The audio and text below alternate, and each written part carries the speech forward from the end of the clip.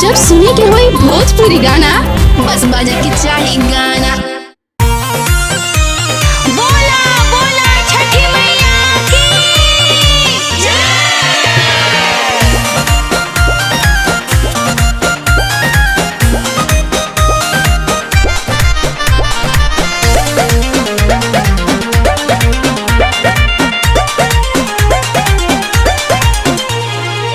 खड़ा बड़ी पनिया में नया नोहर कनिया दोनों हथवा जोड़ के।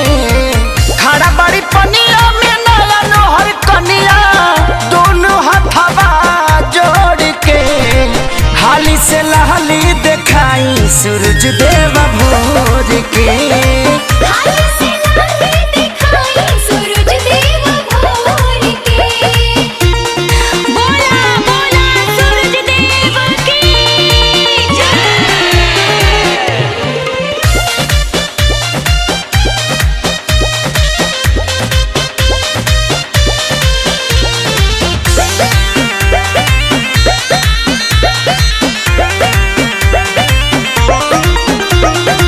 थर थर का पे दहिया बड़ा जोर हहराता। खड़ा खड़ा बाप रहिल नहीं गोड़ ठहराता। थर थर का पेला दहिया बड़ा जोर हहराता। खड़ा खड़ा बाप रहिल नहीं गोड़ ठहराता। काहे बुझात न खरौरा परेशानिया सुतल बानी बदरवा ओढ़ के। हाली से लहली दिखाई सूरज देव भोर के। हाली से लाली दिखाई सूरज देव भोर के। बोला बोला आदित्य मल की जय।